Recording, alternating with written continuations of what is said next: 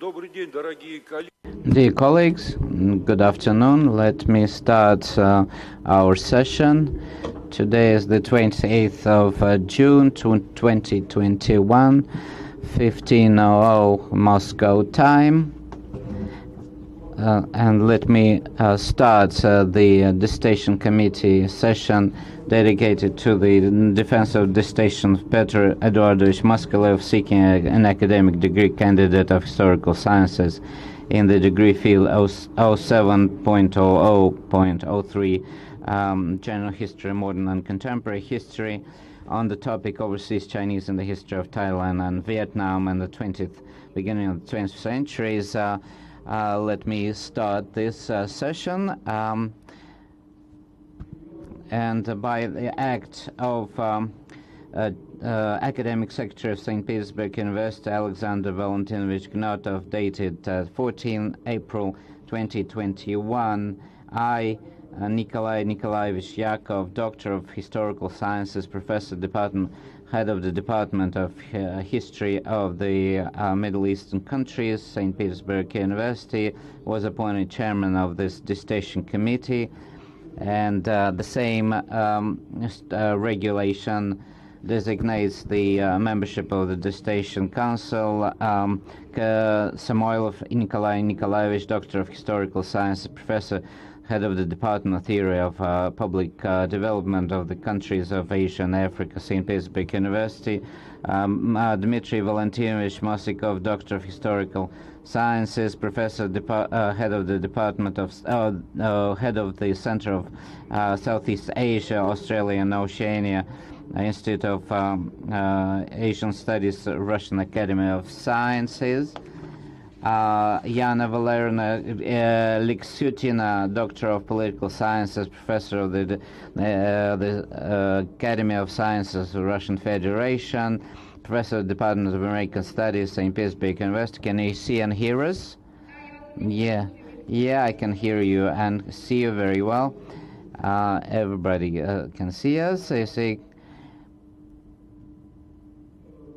Kotin Igor Yurievich, Doctor of Historical Sciences, leading research fellow, the Museum of Anthropology and Ethnography, named after Peter the Great, of the Russian Academy of Sciences.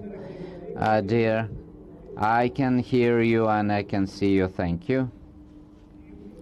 And also with us is Carlisle Taylor, PhD professor at the University of New South Wales, Australia. Can you hear and see us? Yes. Thank you very much. And also with us is the candidate, Petr Eduardovich Moskalev. Also with us is the academic advisor of the candidate, Vladimir Nikolaevich Kolotov, Doctor of Historical Sciences, Head of the Department of History of the Countries of the Far East, St. Petersburg University. Please, in order to not to interrupt our communication, please keep your microphones off when you are not talking, and but please keep your phones on for emergency communication. I would like to mention that a live broadcast is carried out on the website of St. Petersburg University. It's accompanied by interpretation from English into Russian and vice versa.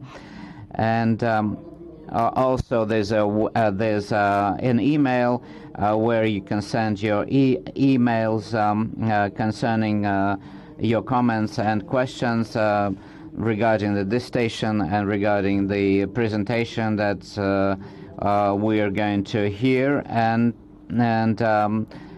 all these questions will be then relayed to me, and I'm going to, and then I will read these questions during an open floor discussion.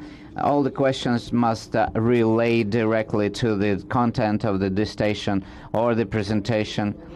Please sign your a question, including the affiliation. No questions that will have no connection to the text of the dissertation or the presentation, or anonymous questions will be read. In accordance with the regulations of awarding candidate of sciences degrees at St. Petersburg University, the dissertation of dissertation session of the committee is deemed legitimate if not less than 2/3 of the established membership of the dissertation committee are present. Our dissertation committee consists of 6 people. All 6 people are present, including 3 members of the committee in an online format, and audio-visual contact is established with them. Therefore, the quorum is there. And I would like to ask the member of the Office of Dissertation Committee Management distribute the attendance list. We have 2 hours for our session, approximately. Therefore, I would like to start with the agenda. The first item is a short presentation by the chairman about the candidate and the paperwork that has been submitted to meet the requirements of this session. Second is a short presentation by the candidate seeking the academic degree of not more than 15 minutes. Questions to the defendant strictly on the presentation, not more than 2 minutes per question. Then answers of the candidate, 5 minutes per all questions. And for all questions, and then each member of the dissertation committee will speak of not more than 10 minutes per turn on the as far as the reviews of the dissertations that they've prepared are concerned. And the sixth is the chairman will read his review of the dissertation, and then answers of the candidate addressing all the dissertation committee members' questions or comments. Then open floor discussion when people in attendance here can ask questions or make comments, not more than 2 minutes per speaker. In order to do that, all the people who are willing to do that need to enter their name into the logbook. And 9, the dissertation committee chairman will present all the questions that have arrived to meet to join the discussion, and I would like to reiterate that questions that to read which it takes more than 2 minutes will not be read. And then answers of the candidate, 2 minutes per question. Then the academic advisor of the candidate will have 3 minutes to talk about the work and the candidate, and then members of the dissertation council or committee will have time, 5 minutes if needed, for deliberation when the broadcast can be switched off. And then open roll call voting will be carried out. And then after counting of the votes, a verdict will be made on awarding or not awarding the sought academic degree, and then a concluding statement from the candidate of not more than 2 minutes will be heard. Dear colleagues, do you have any objections to this procedure?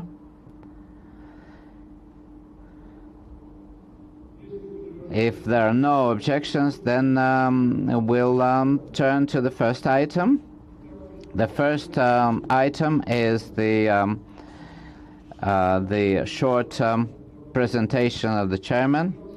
The dissertation of Petr Eduardovich Moskalev, seeking an academic degree of candidate of historical sciences and the degree field 070003, general history, modern and contemporary history, on the topic overseas Chinese and the history of Thailand and Vietnam in the 20th century and the beginning of the 21st century, was accepted for defense by act of the academic secretary of St. Petersburg University, dated on the 26th March 2021, number 2387/1.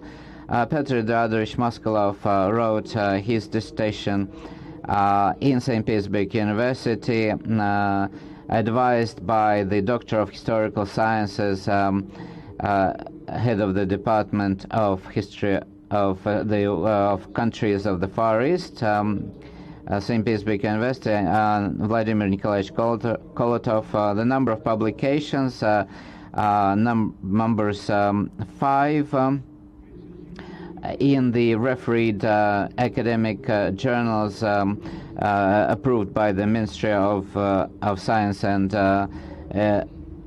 of the Russian Federation, 4 publications, and in Scopus and Web of Science there are no publications.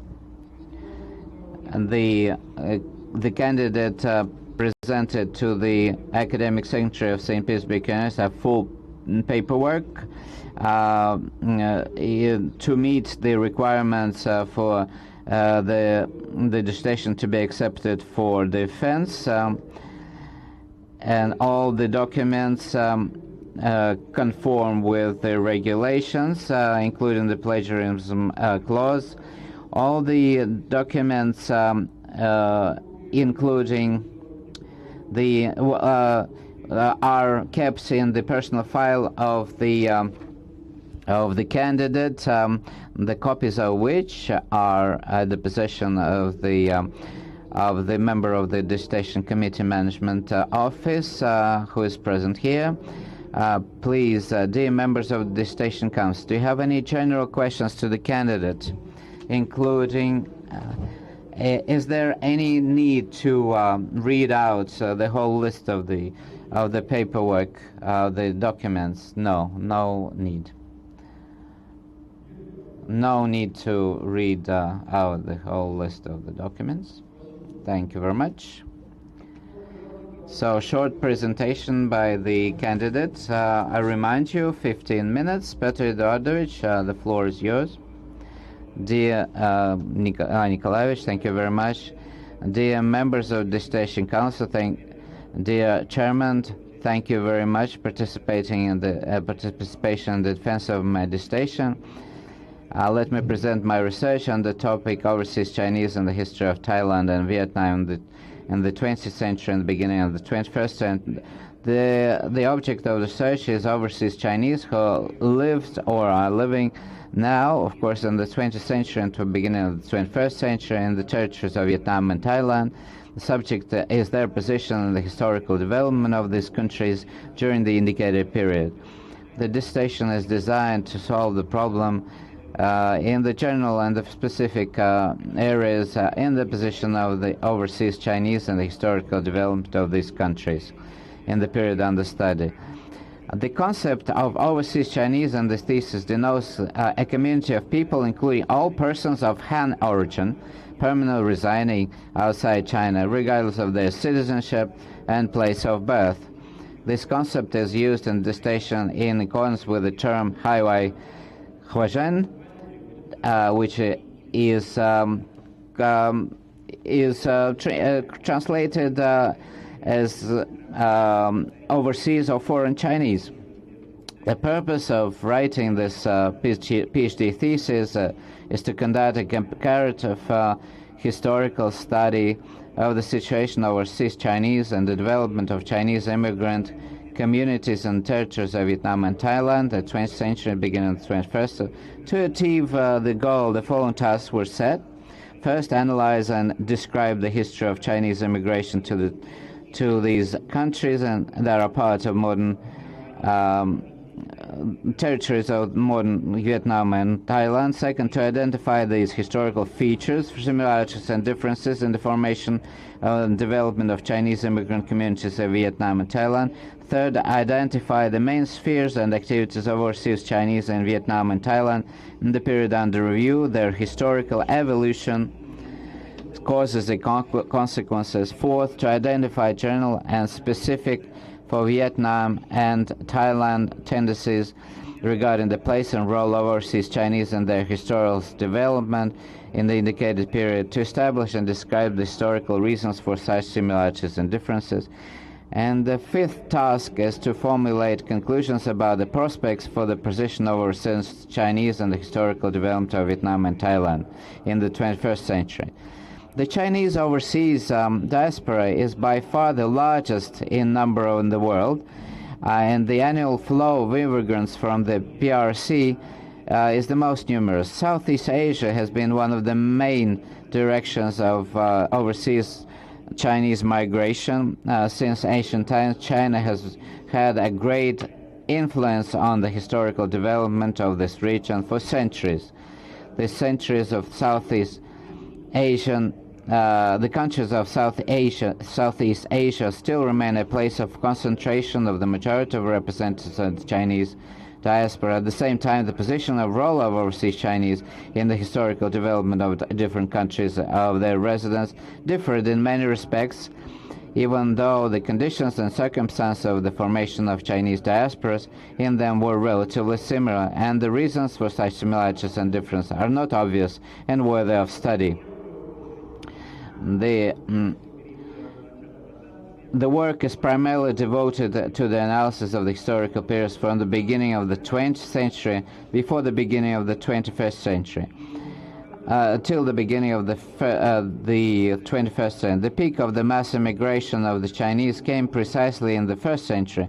The problems associated with the situation of overseas Chinese in Thailand and Vietnam during the period have been little studied. The study of this particular time period represents the most relevant theoretical basis for predicting the future state of affairs. The paper provides a brief description of the position of overseas Chinese in the history of studied states until the beginning of the 20th century to ensure the completeness of the analysis. Since the events of the previous centuries directly affect the actions and the authorities of these countries and relations to overseas Chinese and recent history, the basis of the source base for the study was mainly written sources in Russian, English, Chinese, and Thai, in particular the texts of official documents, regulations, eyewitness records of historical events, literary and journalistic materials. Considering the specifics of the subject of the study, an important role was also played by the use of data from demographic, migration, and statistical records. Characterizing the degree of study and elaboration of the problem investigated in the dissertation, it should be noted that to date, no scientific papers have been published on a comparative historical analysis of the situation of overseas Chinese in Thailand and Vietnam in the 20th century and the beginning of the 21st century. Nevertheless, an invaluable help in the work on the dissertation was provided to me by referring to previous published scientific works related to the topic of the research. This slide lists here lists the names of some research who have dealt with the problems diasporas, immigration in immigrant community, including Chinese abroad. The dissertation is built on the basis of a descriptive comparative method of historical research, which consists in identifying the nature of relevant social phenomena and their features, including similarities and differences between them. The research also used the methodological approaches developed within the framework of the theory of the system of arcs of instability, one of the founders of which is in Russian Orient Studies my scientific advisor, Professor Kolotov. The concept of arcs of in domestic science was proposed by an authoritative Russian analyst, Major General in the KGB, Yuri Ivanovich Drozdov, in particular in his works Insolent Eagle 2007, Intelligence and War in the U.S. System, and Operation President published in 2010, and then was developed in the writings of his followers. With regard to the historical development of Thailand and Vietnam, the system of the arcs of instability as a fundamental geopolitical phenomenon reflecting the balance of power between Republicans for inspiring control over a geopolitical and economic process in a particular region, has a long history of development. Overseas Chinese in recent history are an ambivalent factor in the context of the development of the Southeast Asian segment of the arc, possessing the ability to both turn into an additional destabilizing factor and a factor that restrains the spread of instability. The theoretical significance of the study is to examine the position and role of overseas Chinese in the historical development of Thailand and Vietnam through the conceptual prism of the theory of the arc of instability. The dissertation shows that the numerous Chinese diasporas in Thailand and Vietnam played an important role in the formation of the history of international relations of these countries. The practical significance of this dissertation research lies in the fact that the conclusions drawn can be used as a basis for further, more detailed study of the particular aspects of the influence of overseas Chinese on certain spheres of public life in Vietnam, Thailand, and for conducting more global research in this area. Provisions for defense. Dynamics of changes in the number of overseas Chinese living in the territories of Vietnam and Thailand in the 20th century, the beginning of the 21st century, was significantly different. In the history of Vietnam in the 20th century, unlike Thailand, several periods can be distinguished when there was a massive outflow of overseas Chinese from the country. These periods include in particular the period of Japanese occupation of Vietnam, then the period of the First Indochina War, and finally during the foreign policy confrontation between Vietnam and China, which actually began in April 1975 and lasted in fact until December 1986. This last period also saw the open military aggression by the People's Republic of China against the Socialist Republic of Vietnam in 1979. If we turn to the history of Thailand, it's obvious that overseas Chinese did not have any such acute incentives to leave the country, unlike overseas Chinese during Vietnam. The sub-ethnic composition of the overseas Chinese groups in Thailand and Vietnam was different. In Vietnam, since the 1920s, the large sub-ethnic group of the Chinese is the Cantonese group. In Thailand and the Chanju group, this difference is very significant, since the Han ethnos and the Chinese nation are very multifaceted. These ethnic groups of the Han people are not only different dialectal and cultural cultures, but also, as the researchers know, in their predisposition to certain professional activities. In particular, the Chaozhou people traditionally enjoy particular, they're more experienced as navigators and traders, while the Cantonese are considered to be more inclined towards agriculture. The sub-ethnic composition of the Chinese diasporas in Vietnam and Thailand directly influenced their role in history. Chinese immigration to Vietnam in the first half of the 20th century was largely supported by the colonial authorities, while in Thailand, primarily by the representatives of the local Chinese diaspora themselves. Unlike Vietnam, in Thailand, political factors did not play a key role in attracting immigrants from China. The Siamese government in those years was not actively recruiting Chinese. Nevertheless, the volume of the Chinese immigration to the country remained high, and the position of the Chinese in the local economy was strong. In Vietnam, during the period of activity of the French colonial administration and before the Chinese occupation in September 1940, there was also a stable increase in the number of overseas Chinese, strengthening their position in the country's economy.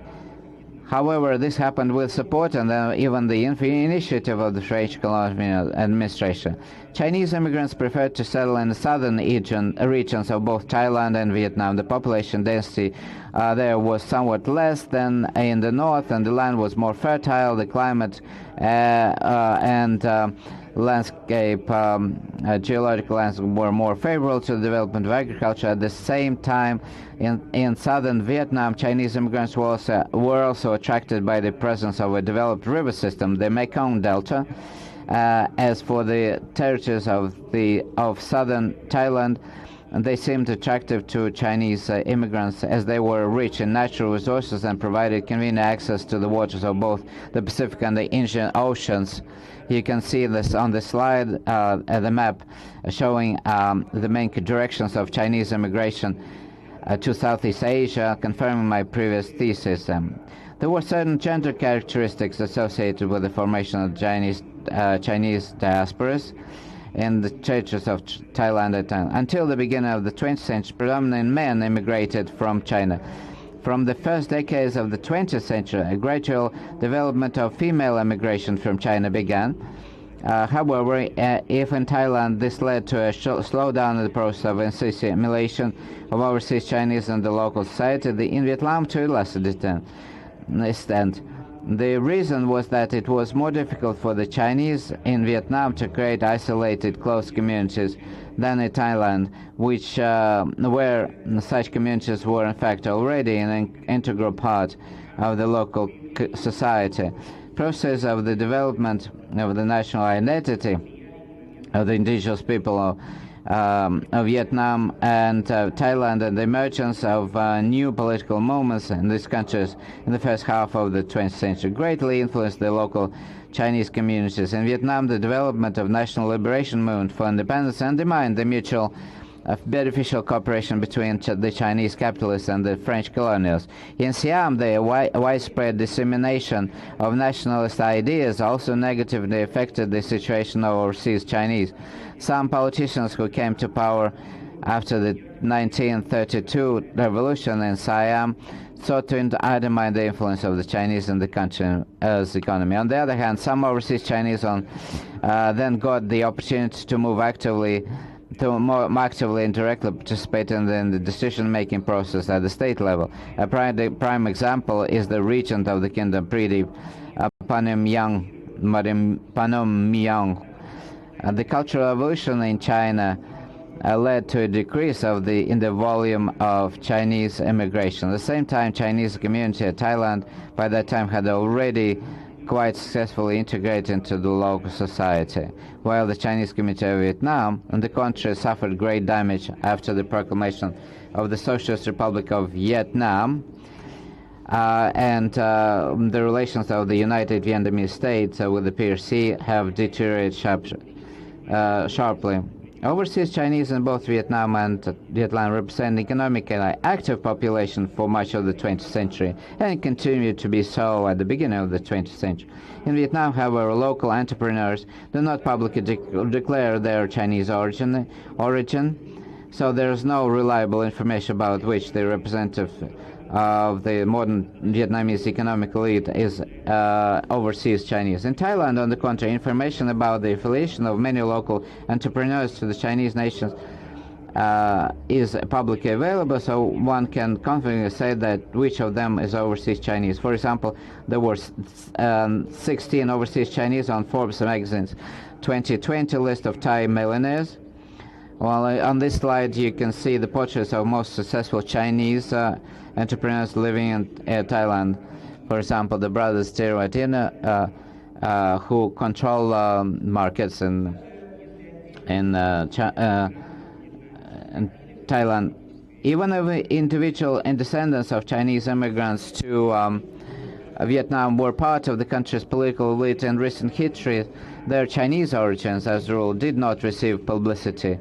At the same time, in Thailand, overseas Chinese have been actively and openly involved in politics for several decades. For example, all 5 civilian prime ministers of the country in the 21st century and at least 13 in the 20th century were overseas Chinese. Well, you can see on the slide, you can see about heads of the government of Thailand, Chinese, or in the 20th century, first century. In the last 2 decades of the 20th century and the beginning of the 21st century, there have been changes in the dynamics and structure of Chinese immigration in both Vietnam and Thailand. Chinese expats are often educated and wealthy people, and many leave China to work overseas in high-paying intellectual jobs, and as bringing families with them. And and today the coastal provinces of southern China are no longer native places for the vast majority of immigrants. More and more Chinese are immigrating from Shanghai, Beijing, Zhejiang province, and from the northeastern provinces of the PRC. A specific feature of Chinese immigration to Vietnam over the last 30 to 40 years is that a significant number of immigrants come from small towns, mainly in the southern part of the Republic of China, People's Republic of China. A feature of the modern stage of Chinese immigration to Thailand is that many Chinese no longer move to Thailand for good, but, for example, buy real estate in the resort areas of the country. One of the key factors determining the specific position of overseas Chinese in the historical development of Thailand and Vietnam is the geopolitical situation developing along the East Asian segment of the Eurasian arc of instability, especially in the context of territorial disputes in the South China Sea at present. At the same time, the position of overseas Chinese in these countries in the context in their geopolitical agenda is different. In Thailand, the Chinese diaspora plays the role of a liaison between the Thai and Chinese leaderships and contributes to the strengthening of Thailand's orientation towards cooperation with China. In Vietnam, overseas Chinese do not have such an influence on the Vietnamese ruling circles. More often they themselves become hostages and victims of unresolved territorial contradictions between China and Vietnam. This is the end of my presentation. Thank you for your attention. We'll be happy to answer your question. Thank you very much. Do you have any questions, dear members of the Dissertation Committee? Strictly on the presentation that cover the key issues or the dissertation itself. Not more than 2 minutes per question. Do you have any questions?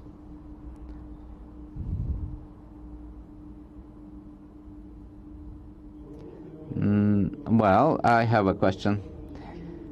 How many mixed marriages are there between the locals in Thailand and Chinese, overseas Chinese in Thailand and Vietnam?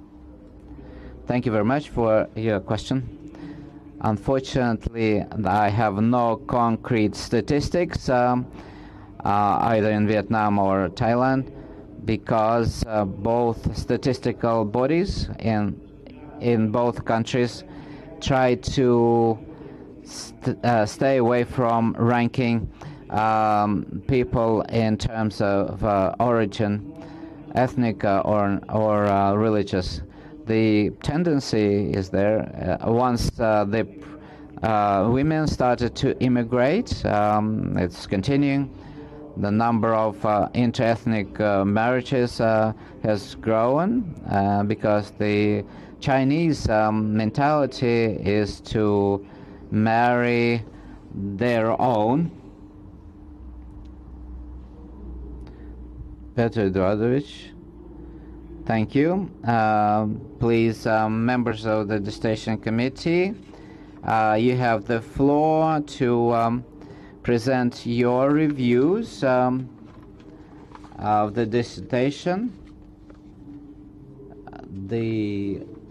First, I would like to start with external reviews by people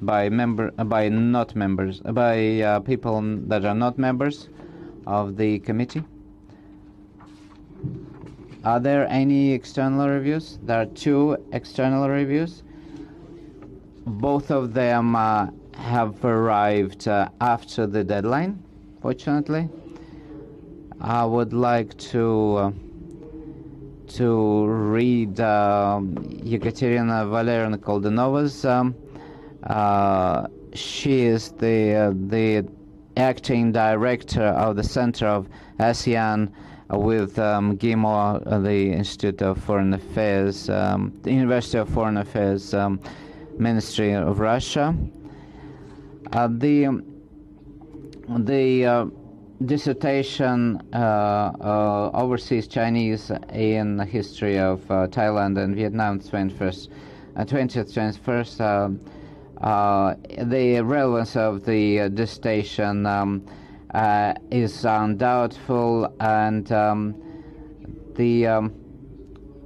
the goal to find commonalities between Vietnamese and Thai communities of overseas Chinese deserves very much attention, and because there was a lot of sources in Thai and Chinese, this testifies to the originality of the research and the academic relevance of the research. Chinese, and she goes on to say that I will not read all of it. That the factual evidence is there. All the results conform with the requirements of St. Petersburg University on the awarding of academic degrees of Candidate of Sciences, Doctor of Sciences, and therefore the candidate Moskalev Petr Eduardovich deserves the third degree to be awarded to him in the degree field also 0703, general history, world history, modern and contemporary history. So there are no critical remarks in this review, and therefore also the assessment of Ekaterina Valerievna is strictly positive. The review is signed of the reviewer and seals, necessary seals. Anything you would like to say to address this? I would just like to thank Ekaterina Valerievna for this review, for taking the time to read my thesis, and thank her for this positive estimation of my work.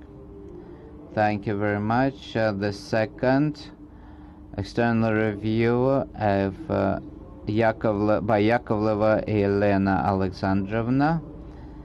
Again, the topic that was chosen by Petr Eduardovich Moskalev has not really lost its relevance throughout the 20th and 21st century because at the beginning of the studied period, a very close and multifaceted relationship of the Chinese diasporas with the government of their historical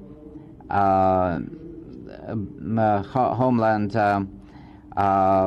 was laid, and therefore and now this relationship is maintained, and despite irrespective of what official ideology Chinese government pursues, and in research literature, to understand the connection between Huatao of the region of Southeast Asia, there are very few books to cover this, and therefore the sources that Petr Eduardovich used are all classical, because there aren't very many, but they're well studied by the candidate. And Petr Moskalev decided to look at the countries from within them, the Thailand and Vietnam, and successfully. And because he persuasively showed that in Thailand, despite the periodically changing positions of the ruling regimes there, from benevolence and inclination to involve Huatao in the economy, to active antagonism to them as aliens. Today, this country has built a strong Thai-Chinese social syncretism, that local Chinese have become part of the puzzle and the engine of the economic development of Siam, Thailand.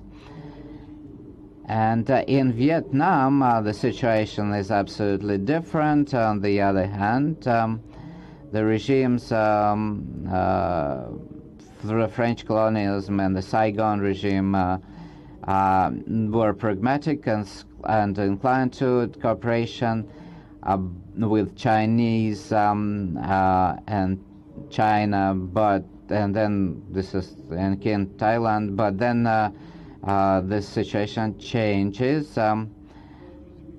So a number of critical remarks. Well, it's obvious that the Thailand story was much better detailed and much picturesque in the dissertation than the Vietnamese one. So it would have been strengthened if you had had more Vietnam sources in Vietnam in Vietnam language, and for example, you didn't refer to the complete academic history of Vietnam in 6 volumes under the editorship of Posner. Was published in 2014, and then there were some critical remarks about the dating. For example, the assessment of Thai Indochina War of 1940-41, the Chinese intervention in 1979 against the Socialist Republic of Vietnam, and had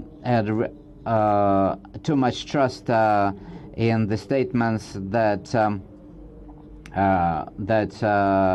you found in the dissertation of Chan Han, especially page 162, which you refer to so often. And nevertheless, all these comments don't belittle the overall value of the dissertation, and the conclusion is that the candidate deserves the third degree to be awarded to him. Again, the seal of the MGIMO University is there.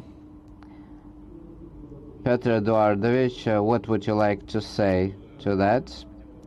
I would like to thank Yelena Alexandra for this profound assessment of my work. Very valuable comments. I agree with the criticism. Not to whitewash myself, but to explain the Thailand story is more vivid because originally I'm a Thai scholar and I don't speak Vietnamese.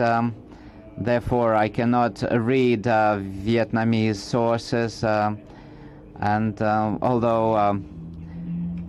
but again, this doesn't diminish the importance of what the reviewer said. Thank you very much. Thank you very much, Petr Eduardovich. Now we are returning to the reviews of the Dissertation Committee.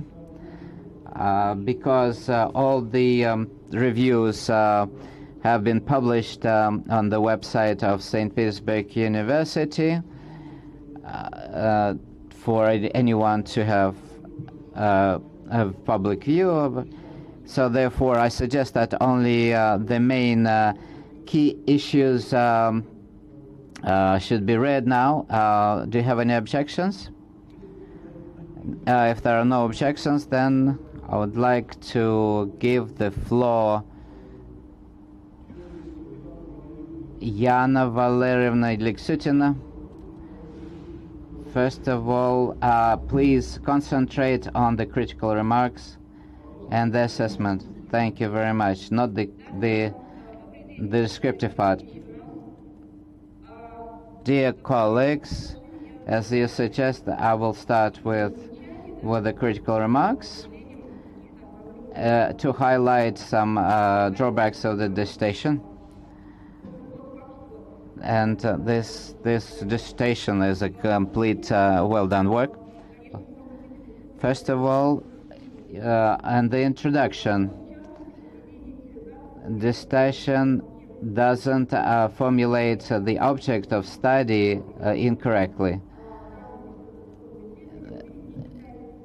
It's not Chinese immigrants, but the political development of Thailand and Vietnam. That's what was described.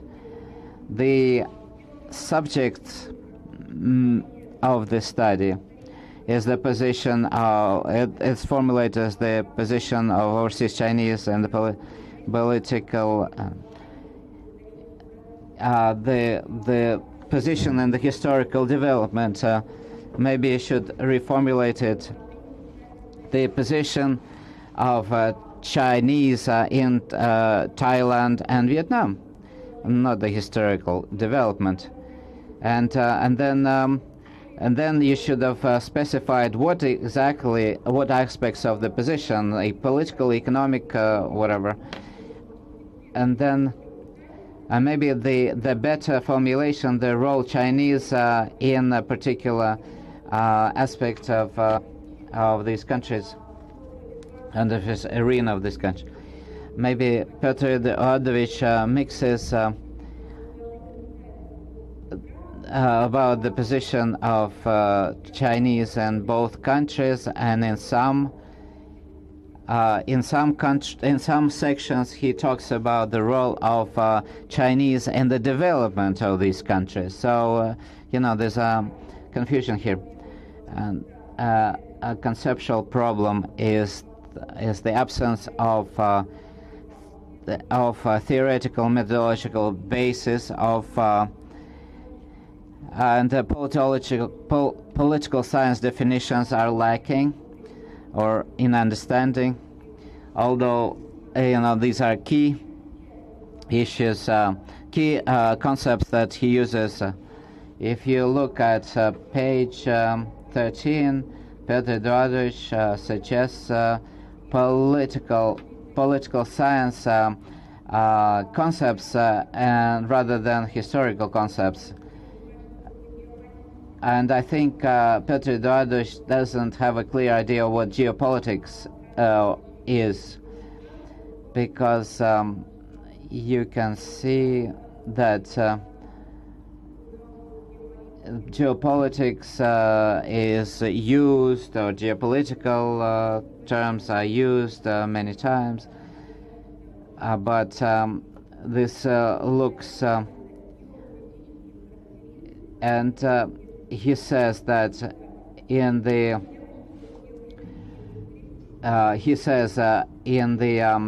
one of the passages, in terms of the analysis of geopolitical characteristics of the role of the position of overseas Chinese and the historical development of Thailand and Vietnam, we also used methodological approaches. What geopolitical characteristics of the position of Chinese are meant, I don't quite understand.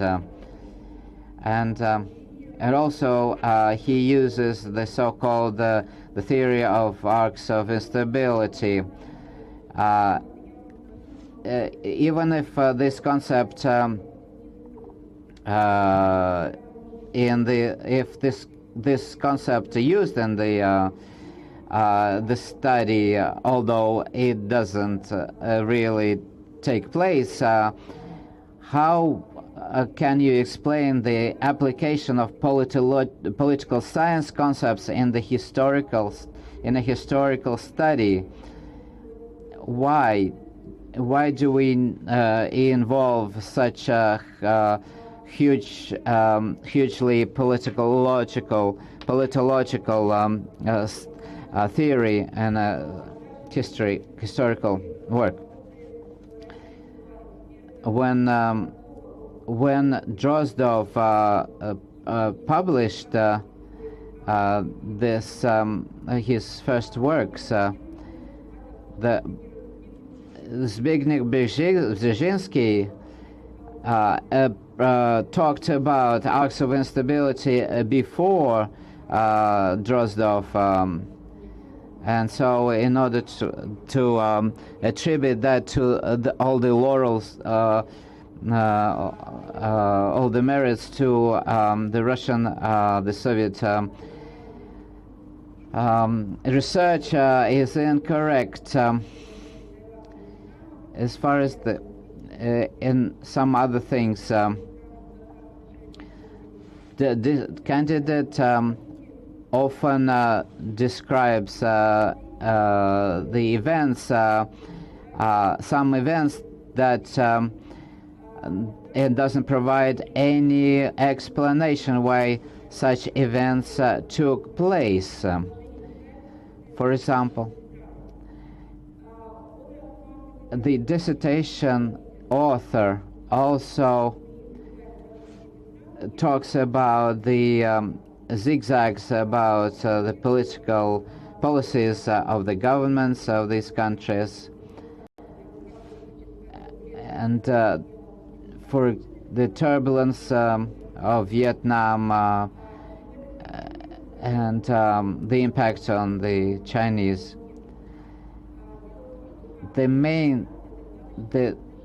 The text of the dissertation is quite substantial, very interesting conclusions, but the candidate failed to formulate the goal, the subject of study, and the object of study. And I think that in this case, the ideas are good, but the expression of these ideas is lacking. So, you should have focused maybe on the in your goal that is specifically the impact of the political of the policies of the governments of the countries in Vietnam and Thailand, respectively, on the position of the Chinese diasporas in these countries.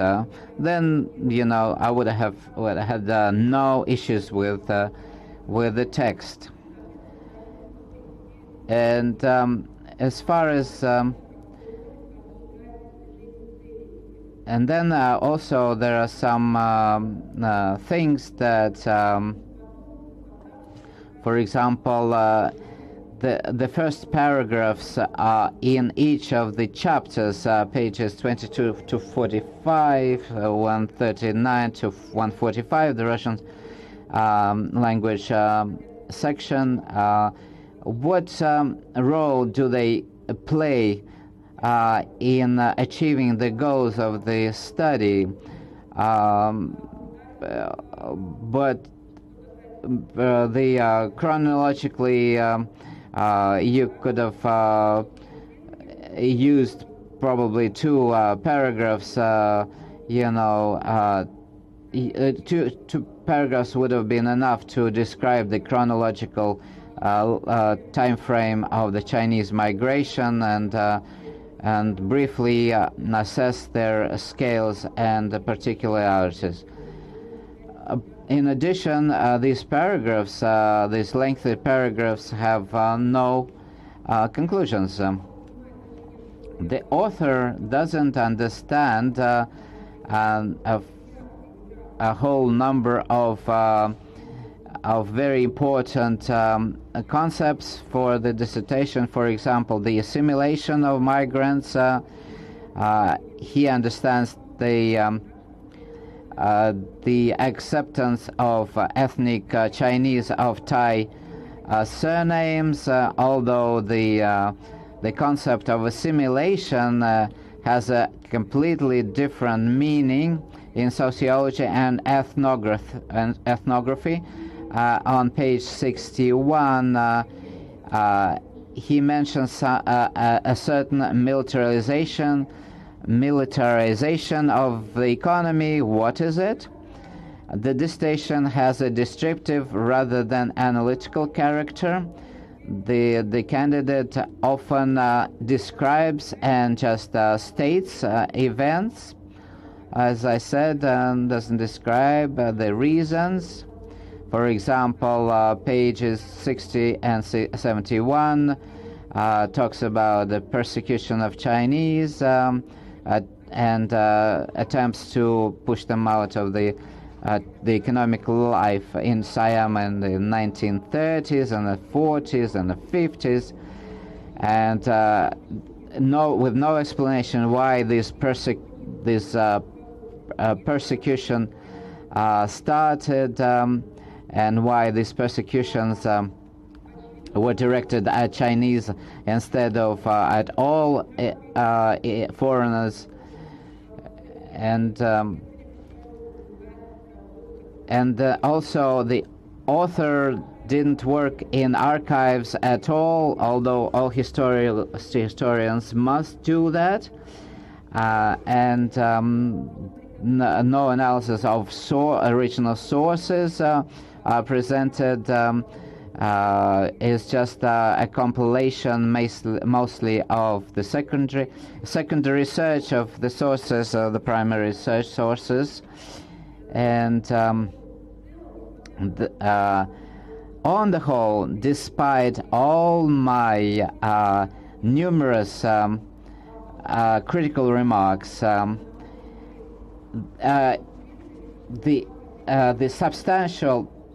substantially, this is a very interesting work, very interesting study, and systematically overviewed. And it's just the problem is with the packaging of the ideas. The packaging is not so good, but my overall conclusion is the dissertation of Petr, Eduardovich, Moskalev on the topic overseas Chinese and the history of Thailand and Vietnam in the 20th century and 21st centuries, the beginning of the 20th century, conforms with key requirements of St. Petersburg University on the awarding of academic degrees of Candidate of Sciences and Doctor of Sciences, and the candidate deserves the third degree of Candidate of Historical Sciences to be awarded to him. Thank you very much. Petr Eduardovich, how can you address these remarks? Anna Valerian, thank you very much for your review, for your concrete critical remarks. Thank you very much for your concluding assessment of my work. As far as my answers, I would like to start from the beginning and try to to stand my ground in terms of the formulation of the subject and the goals. The object of the study, I understand this as a process or a phenomenon, a social phenomenon. In my case, as a social group, with which a problematic situation or a problem situation arises.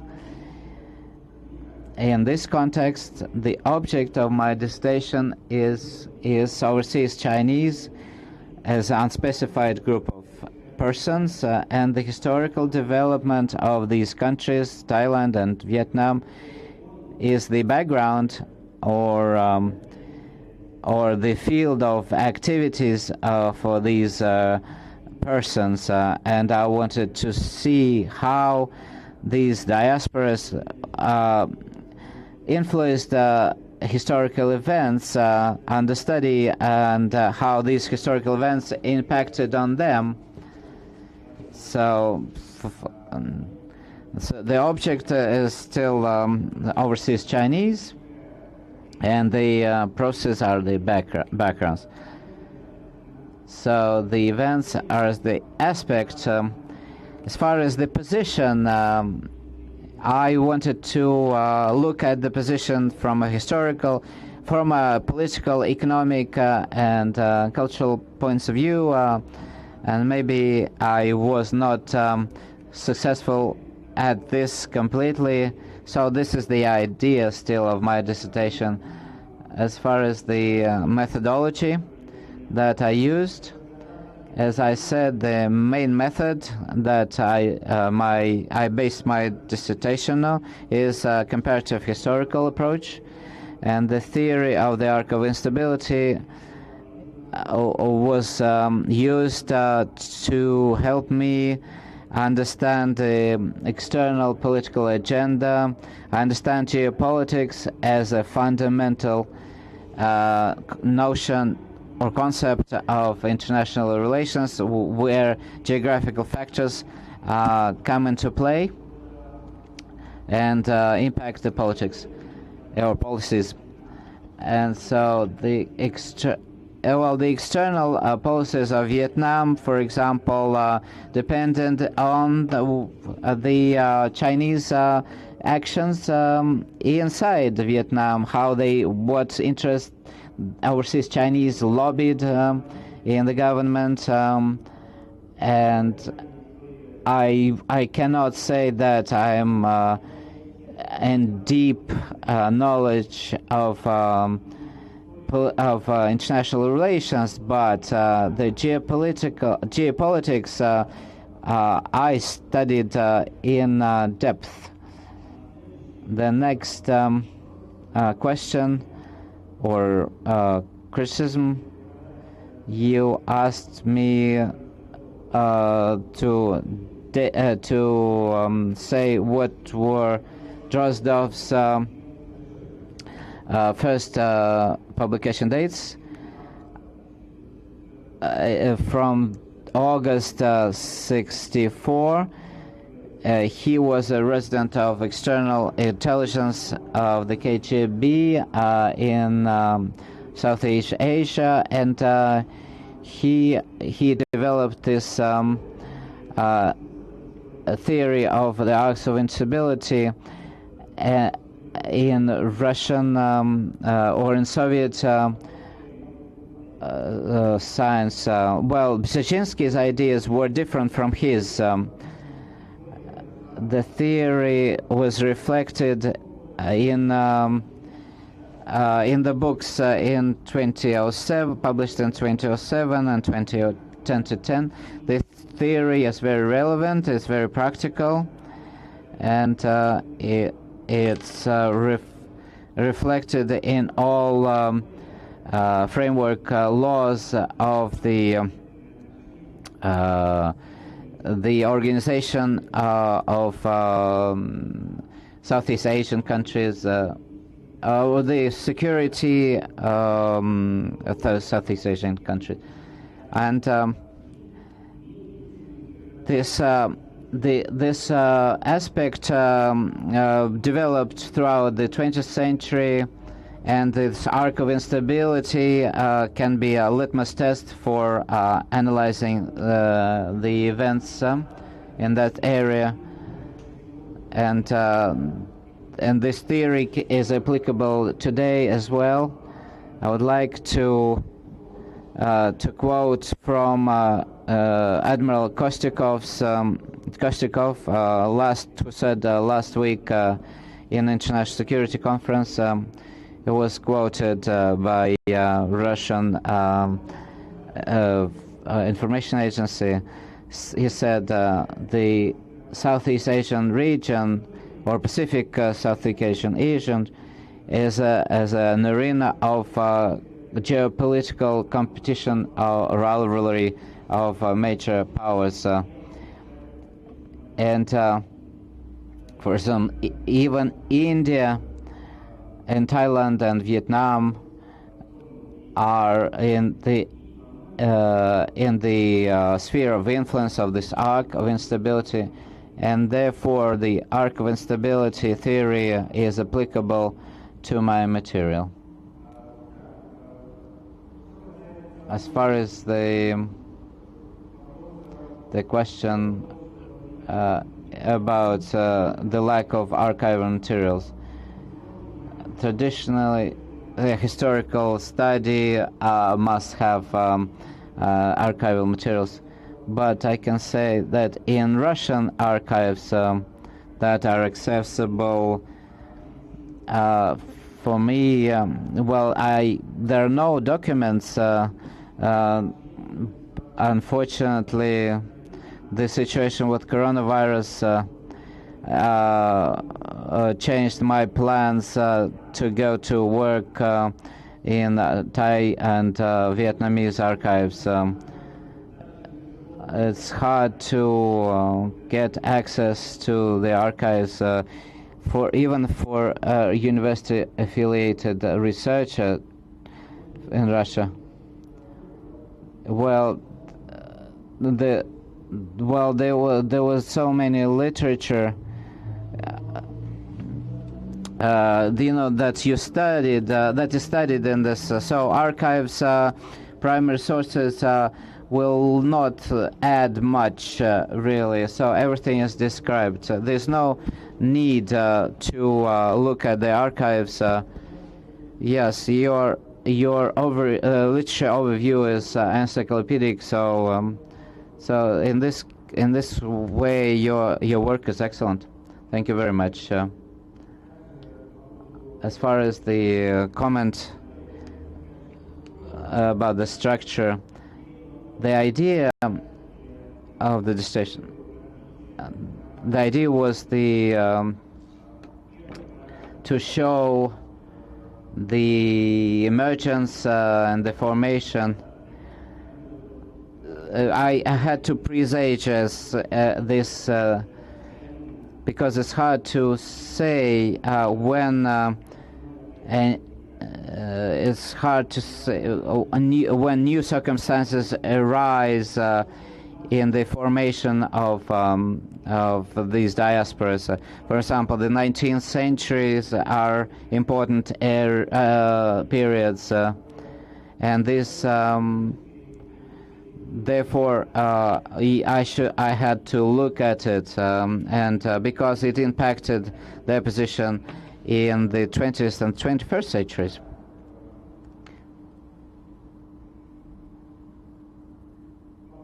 As far as the stylistically incorrect formulations, I cannot defend myself here. I should have said the control of Chinese. When I said position of Chinese, not control, but a role of Chinese. When I said position, I actually meant the role of Chinese. Maybe it's hard very often to choose the right term. Yes, I think that's all I wanted to say to address your critical remarks. Thank you very much again. Yana Valerina, for your in-depth review. And I will take into account your suggestions in my future work. Yana Valerina, are you satisfied with the answers? Thank you very much. I'm happy. I've heard them. Are you happy with the... Yeah, I've heard them. Satisfied, maybe not entirely, but maybe not a complete answer. My critical remarks stay, but they were addressed. Now I would like to give the floor to the next, Professor Carlyle. Thank you very much, Professor Tyre. Thank Your you. If floor. I understand, I do not have to read my entire report, and so I'm going to, as requested, focus on my critical remarks and then end with my overall summary. There are 4 areas, and the first you've discussed already in great depth, but I make the point that the thesis could be strengthened, providing more background and explanation on the impact of arcs of instability, both in the introduction and the relevant sections on Thailand and Vietnam. You discuss it, but now I'm more satisfied that I hear your oral explanation. So that's my second point, was that the chapter on Vietnam could have been strengthened with more empirical detail concerning the overseas Chinese communities in the north and their flight to southern China in 78, 79. There were 200,000 of them.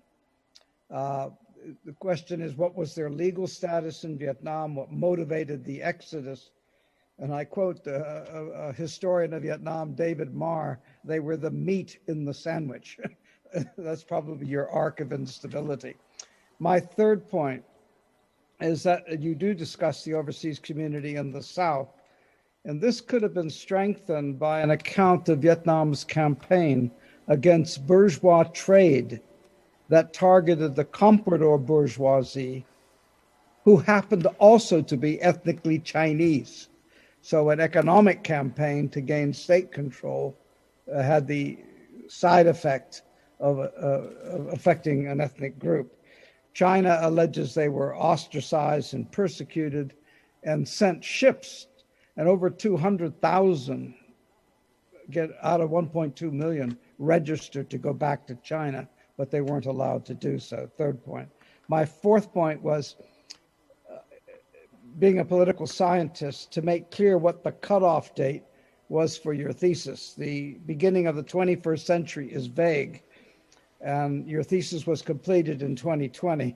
And I point out a series of developments affecting overseas Chinese, bauxite mining protests in the 90s, subsequent Chinese labor migration to Vietnam as part of work projects for Chinese aid, Vietnam's reaction to an incident in 2014 in the South China Sea that led to anti-Chinese riots and the death of ethnic Chinese businessmen, and a reaction against the special economic zone. All these didn't need to be discussed, but it was clear. What should have been clear is when it ended. So I read your thesis in English. It is an original contribution to knowledge. It is extremely well structured and organized.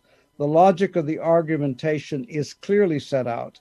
The dissertation is extremely well documented with source material in a variety of languages, and the bibliography is encyclopedic. My conclusion was, I recommend that this thesis merits the award of a Doctor of Historical Sciences. Thank you.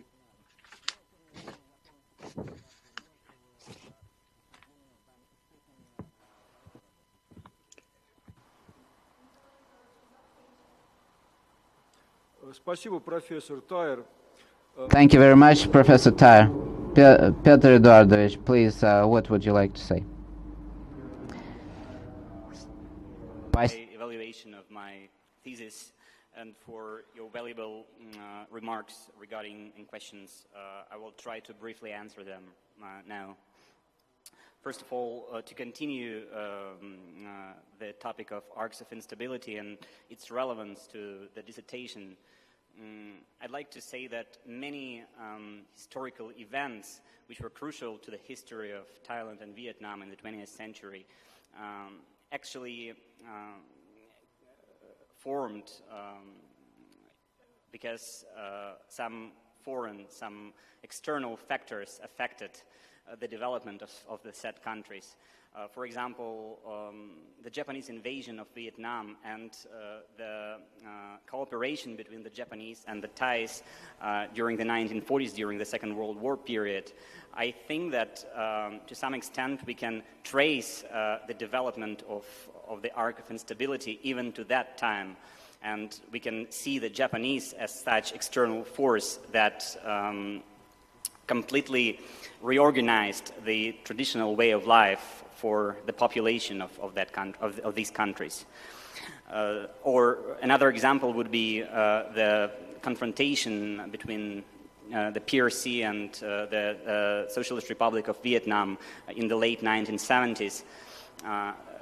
The Chinese then used the excuse of persecution of ethnic Chinese in Vietnam in order to try to destabilize the situation in Vietnam and later to attack Vietnam.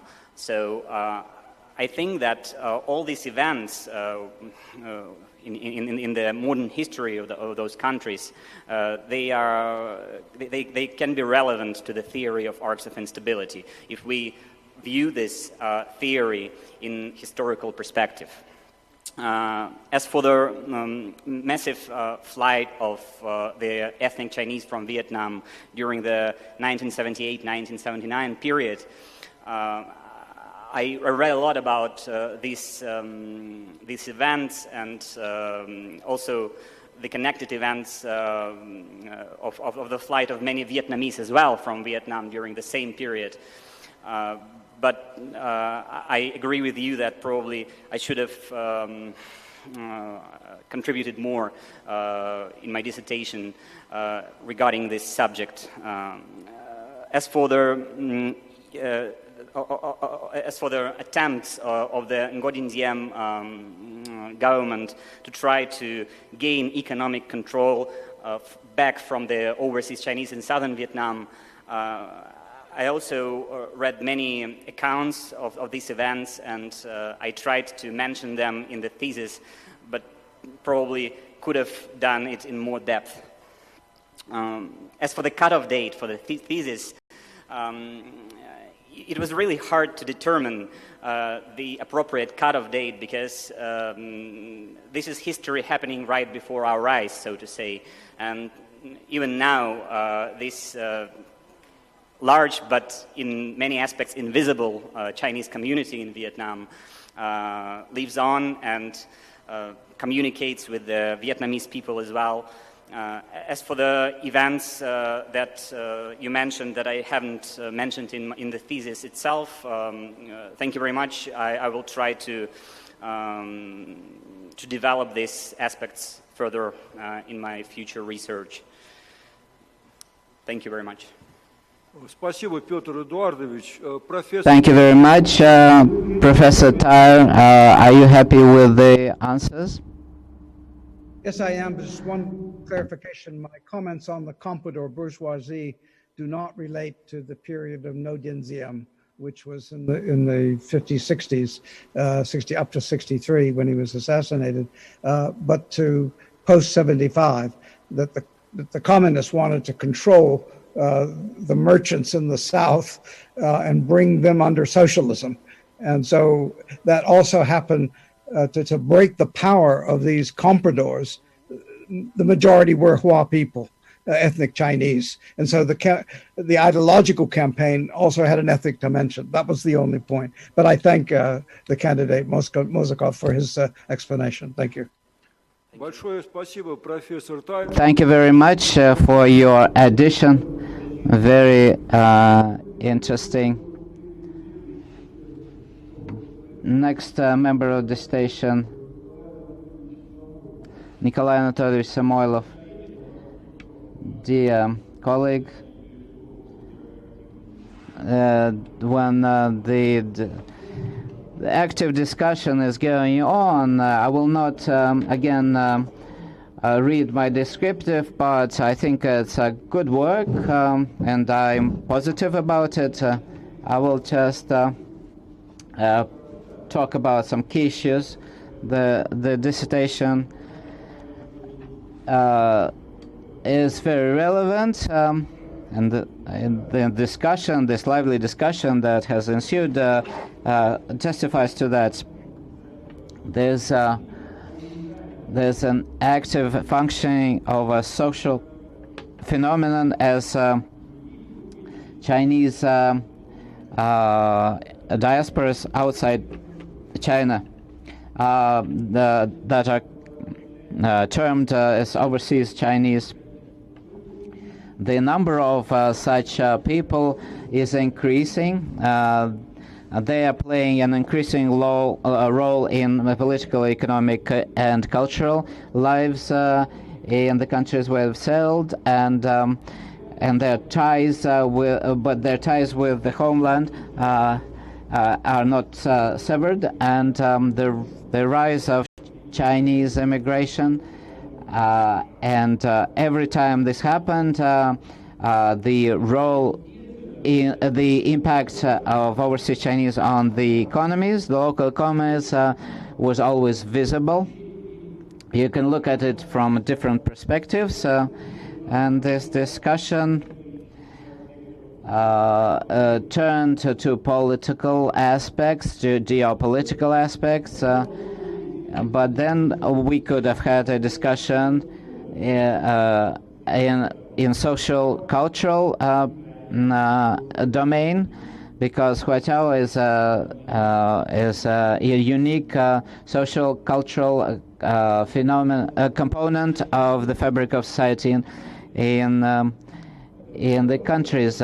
We could have talked about it, and from the point of view of social, cultural anthropology, this phenomenon was not studied enough, but this is a good and concrete study, because there are many works that lead the reader to general problems, but to pinpoint the role of Huatao in concrete historical periods.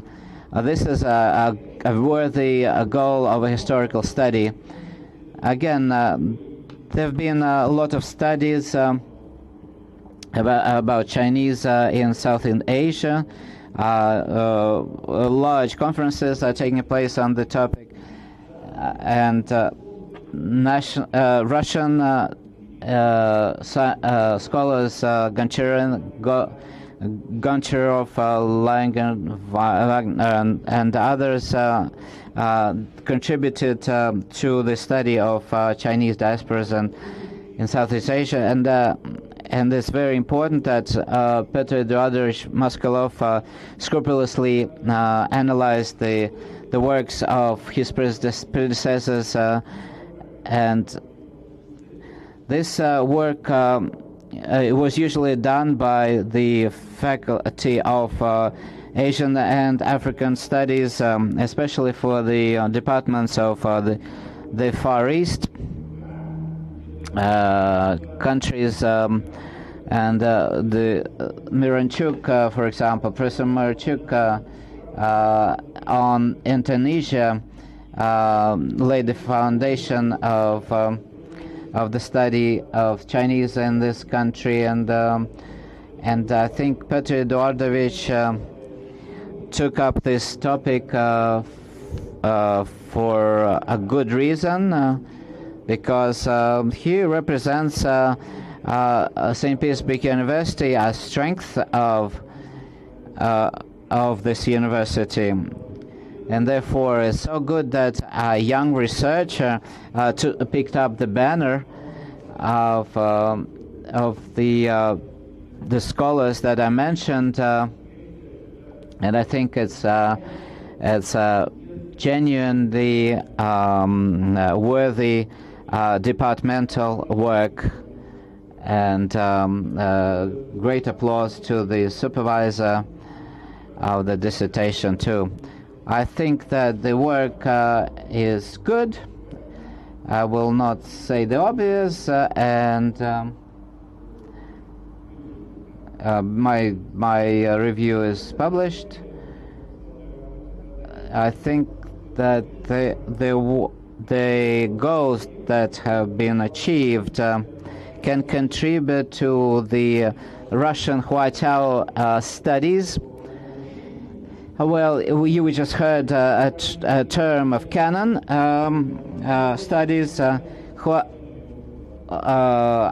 I suggest this Huaitao studies, and this, to develop the main categories and concepts would be a great thing to do. This work touches Vietnam and Thailand and other South Asian countries, and therefore it can be used, the conclusions and the findings can be used in relevant courses. The publications are there, again, stating parts. The drawbacks of the dissertations. This dissertation could have been strengthened if the author had added a third chapter, a comparative analysis of Chinese in Thailand, and at the current moment, well, you have that a little bit in the chart and the conclusion, but another chapter. And then these questions about the conclusions would have not been raised. Petr Eduardovich was very meticulous at overviewing the different studies, but the list of such sources, Mrs. Kotova's groundbreaking research was published in 1883. The page sub-ethnic groups on page 4, the author says there are different ethnic groups in southern. You mentioned Minnan, and this is the old name of the Fujian province, and therefore you should have said southern Fujian people, not Nyan. And nevertheless, these remarks don't diminish the overall quality of the work, and therefore the requirements are met for awarding a Candidate of Sciences degree, and the candidate deserves such a degree to be awarded to him. Thank you very much, Nikolai Anatolyevich. Petr Eduardovich, your turn. Thank you very much for this positive, very detailed review. As far as the critical remarks and suggestions, I accept all of them. There's again nothing to be to find for defense. I should have actually had summarizing chapter, comparative chapter. Yeah, but I will compensate for the lack for the absence of it in my future publications. As far as the work by Kotova, I missed that. Sorry for that. Thank you very much for pointing it out to me. I will read this work. This is my oversight. As far as Nyanya people, I took this from English language minyan. Sorry, they in English language studies and Chinese language studies, they call them minyan. And of course, the Russian translation that you suggested could have been probably more correct. This is a calc minyan, and so Minjang is the river, and Min is the translation. Are you satisfied, Nikolai Anatolyevich? I am totally happy with the answers. Next, Kotin Igor Yurievich. Please, with the critical parts, please. Thank you very much. I will just skip my most parts. I will not, although, limit myself to only critical remarks. So,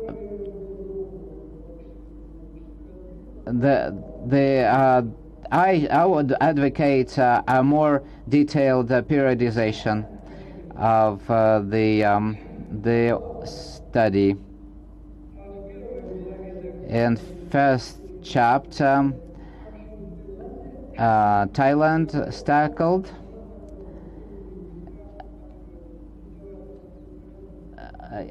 If you want to publish this work as a monograph, you should have you should isolate some regions of Thailand and concentrate on the differences and how this impacted the Chinese. And well, you could have looked at the Armenian and Greek diasporas there as well, and Indians and comprador groups.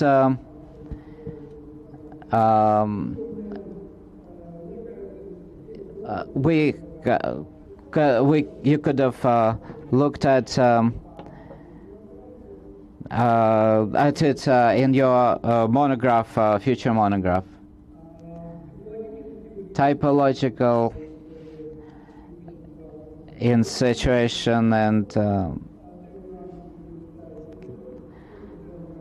that's also close events. You can build up parallels there.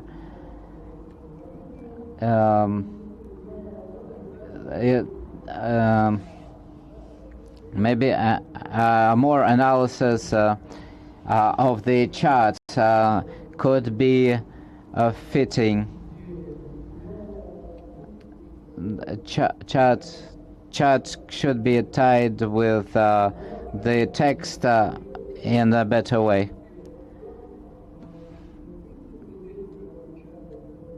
Yeah, as my colleagues said, the drawback is yes, the Vietnam language materials probably are necessary, and that makes the work weaker. But it was said before me, there's a lot of literature, though the Thailand and Chinese situation is studied, and yes, and a separate chapter could be good.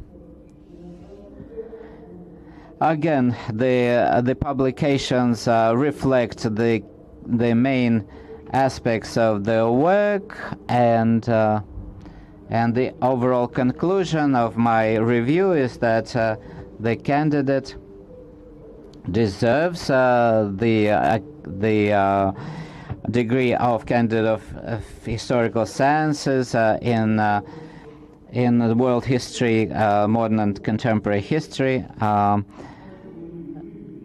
Thank you very much. Petr Eduardovich, can you say something? Igor Yurievich, thank you very much for your review, for your ideas regarding new developments, new avenues of development of this topic. As far as the subdivisions, period, this is well, I was cautious to do it because I was afraid to break the periods incorrectly into sub-periods.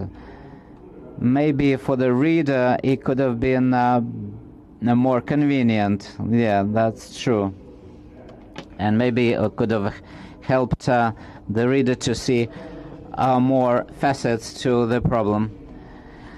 Well, the topic is really huge and multi-dimensional, and I hope in the future I will take into account your suggestions. Igor Yurievich, are you satisfied with the answer? Yeah. Thank you very much. Now I would like to listen to Dmitry Ivanovich Moskalev, the critical part, please. Well, there was so much critical part.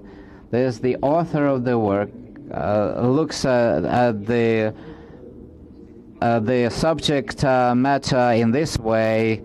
The text reflects his perspective. Well, you can say that you should have parceled this chapter in this way, or that chapter subdivided into that sections. But any work that has to do with Huatao, this is a comprehensive study. This is demographic, political, social-cultural, economic, even from the point of view ethnic perspective. Ethnic factor is huge, and this is a complex work, and I think the author has done a brilliant job of it. And the classical, the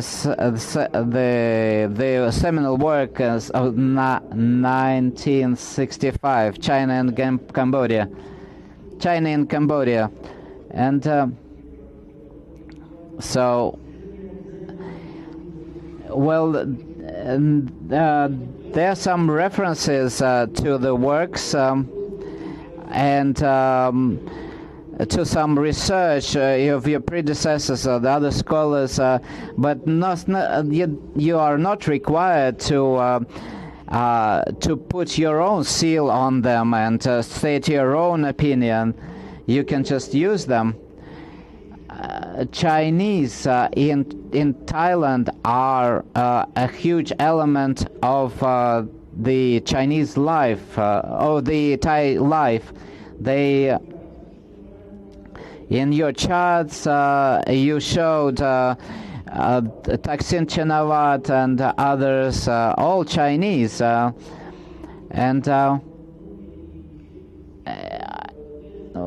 why do the Chinese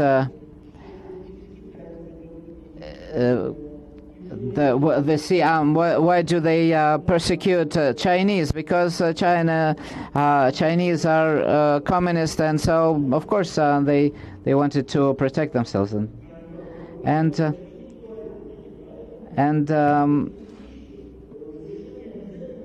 so you don't need to explain things to the fullest. This is a work that is written for specialists. For me, the 18th century for Vietnam was important because the Chinese came even before Vietnamese, and Chinese negotiated with the Khmers, or the Khmer king, and the Chinese in southern Vietnam are, you know, they have grounds to be there. It's a very important moment because you know, you can't say who came there first. When you when what was said 78, it was very correct. This is the comprehensive, the holistic approach to this issue. And there were huge contradictions between Vietnam and China. So the people in both this campaign that ended up in this war, and so these were not ethnic tensions, but rather political tensions. So I'd like to say that the work is very interesting, is very original, where you can see the perspective of the author. Well, there's no, you cannot find a sun without spots and or as blemishes, and it's very good work and very thoughtful research. Therefore, I support my colleagues that that your dissertation on the top overseas Chinese and Vietnam and Thailand meets all the requirements of awarding academic degrees at Pittsburgh University, and the candidate deserves such a degree, this sort of degree, to be awarded to him. Thank you. Thank you, Dmitry Valentinovich. What can you say, Petr Eduardovich? Well, there are no critical remarks. Thank you very much for your review, for the positive, good words about my work, and including some suggestions. First of all, you said about Mercure and his role in the formation of Kachin and southern Vietnam, and that Chinese were predecessors of Vietnamese and southern Vietnam, and that's this very interesting issue that needs to be tackled on its own. Yeah, I would be very interested in delving into it deeper. Thank you, Petr Eduardovich. Are you happy? Yes, happy with the dialogue. I'm happy with the dialogue and with the answer, with the work and with the answer. I would like to say a few words as the chairman of the, and I'd like to say the relevance of this topic. I think that it's significant not only for the Far Eastern studies, but carries a civilizational significance, a global significance, because Chinese presence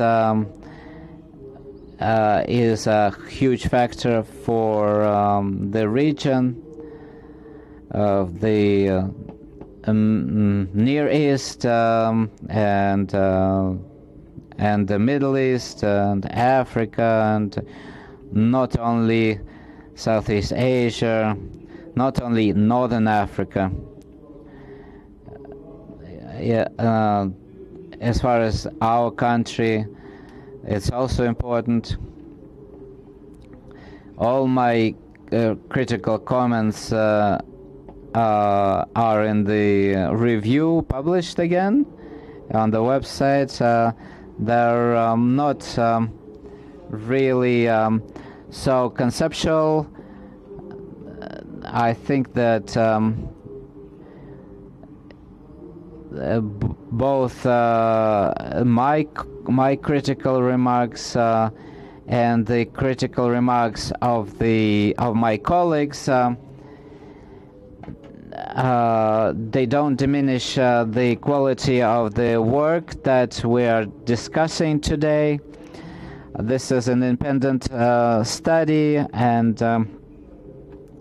all the suggestions that you've heard today can be used by you in your future monograph that would create a stir in the academic circles and the academic community interested in the Southeast Asian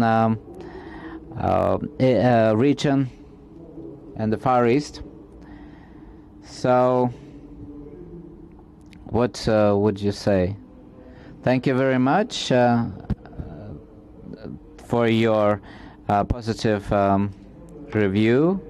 I would like to thank all members of the Dissertation Committee for the participation, for the reviews. I will incorporate your critical remarks, your suggestions into my future work. Thank you very much again. Petr, Eduardovich. The audience is not so large in the room here. Any questions from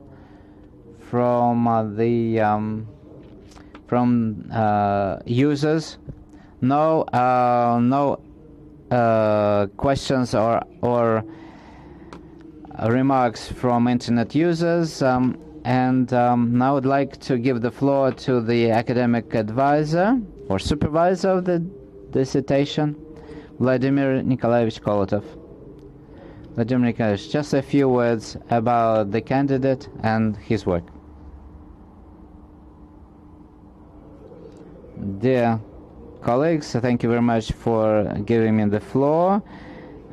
This dissertation, it took several years for this dissertation. It was a complicated work because there was a lot of information, contradictory information coming in on the subject. I think that the reviewers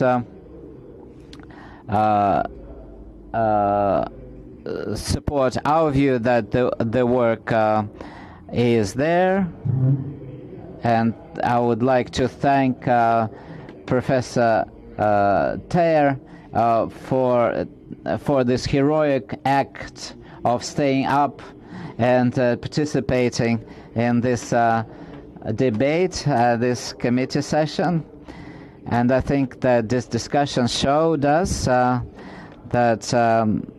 there are avenues for further research, starting from macro levels, for example, geopolitical, Dzerzhinsky and Drozdov's approaches, and we can start with the Great Game,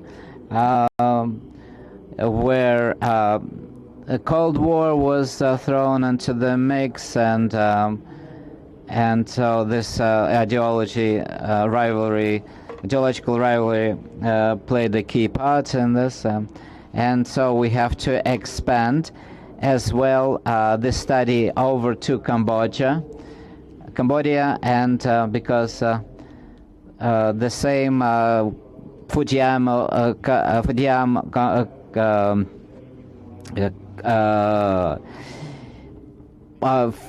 for example, came there in Malaya, and Maoism was stopped.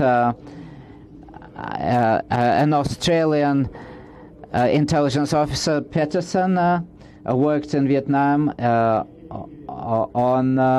and actively participated in the process, and maybe this factual material could be replenished. Thank you very much for constructive criticism and for this defense. Thank you, Vladimir Nikolaevich. I would like to ask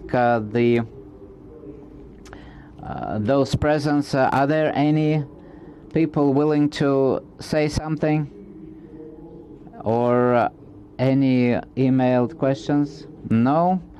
Well then, we will round up our discussion, and before we conclude and proceed to the voting procedure, I would like to ask the candidate or other members of the Dissertation Committee, are there any objections as to the procedures?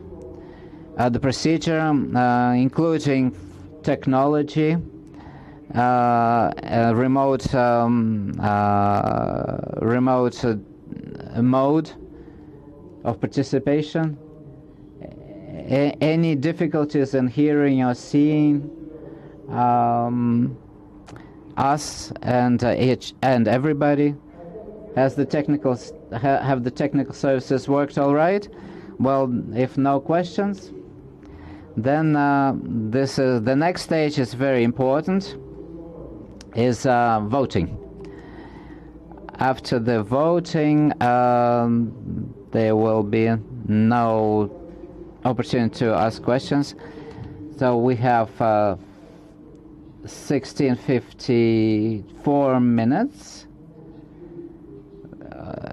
What about the Moscow time is 4:50. What's the time in Australia, Professor Ter? It's 8 minutes to midnight. Yes, it's midnight. 7 minutes to midnight. It's before we start our voting. Do we need a break to deliberate the results of this session? If there's any, if there's a need for that, then we will switch off the microphone and do it in private. Do we need such a? No, we don't. So then we continue then. So there's no need, then we will vote. Please, the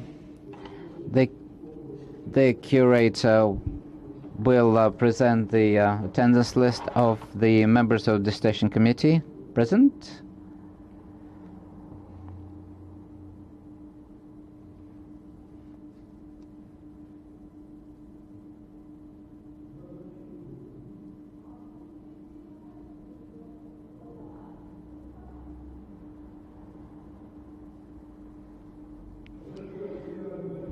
Yana Valerievna Alexeyevna, who's online with us, your opinion. Does the candidates, that the dissertation deserve the awardance of the candidate of sciences degree in history? Yes. I support. I think it deserves. It does. Thank you very much. Nikolai Anatolievich, offline with us, online with us. It deserves the degree. Igor Yurievich, distant format again. it deserves the third degree. Dmitry Valentinovich, it deserves the third degree. And our colleague, Professor Tyre, Carlite Allen. Yes, What is your opinion? Yes, it deserves the degree of candidate of science in history. Спасибо, профессор Тайер. Thank you very much, Professor Tyre. And I also side with my colleagues. I think that the dissertation of by Petr Eduardovich Moskalev deserves the awarding of the Candidate of Sciences degree in world history, modern and contemporary history. Thank you very much. Our session continues.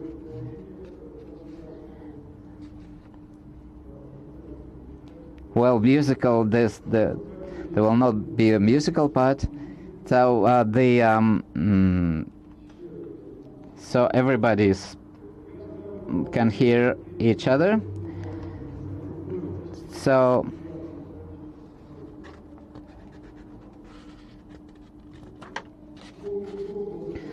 I would like to declare that all 6 members of the Dissertation Committee voiced their opinion and supported the resolution to award Petr Eduardovich Moskalev the third degree. 6 in favor, no against, and no abstentions.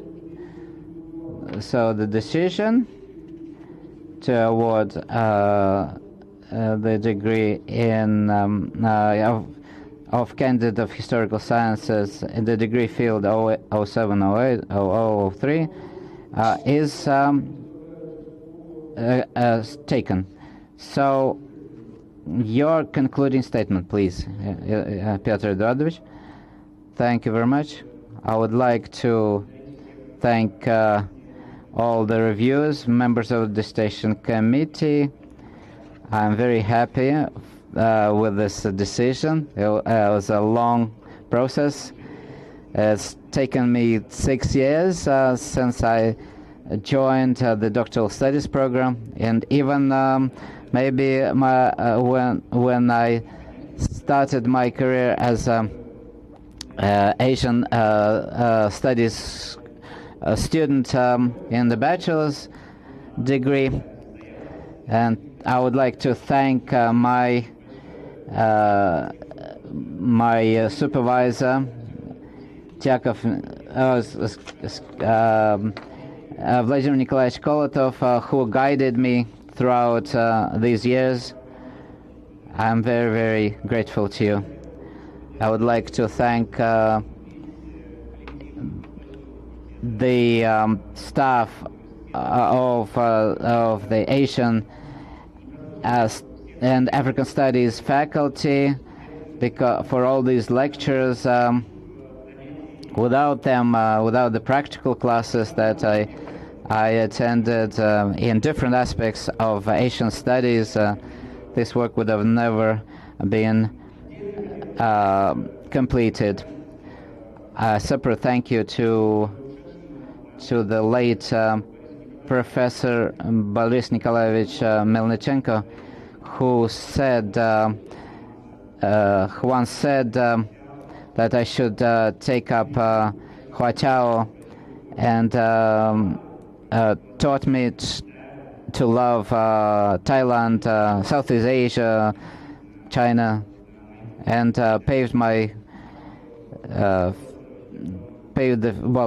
built the foundation for me to stand on. Thank you very much. All the reviewers, again, gratitude. Victor Valentin, Professor Tyre, Спасибо. Review of my thesis, and I understand that it's very late there. I'm very grateful to you for everything you have done for me. Также, Яна Валерьевна, спасибо вам огромное за очень ценные все замечания. Thank you very much for the great reviews. And I will, of course, take up all the recommendations. I will, Nikolai Anatolyevich, thank you. All what you said will be applied in my activities. Nikolai Nikolaevich for chairing this session and for your support of my dissertation. Thank you. Larissa Viktorovna and the Office for Academic Council's Management. Organizationally, it was superb. Yes. At this current moment, I am very happy that this system was used for my defense. Thank you for your emotional and kind words. So now, on behalf of the Dissertation Committee, we congratulate you on being awarded a degree of kind of historical sciences and wish you further success in your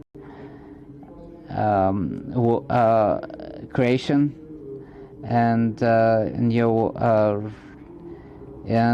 probably stepping over to the next stage of your scholarship at a senior doctoral dissertation. And I hope that you will unite political science and history in this dissertation. Thank you very much. And officially, this broadcast should be switched off. Thank you very much.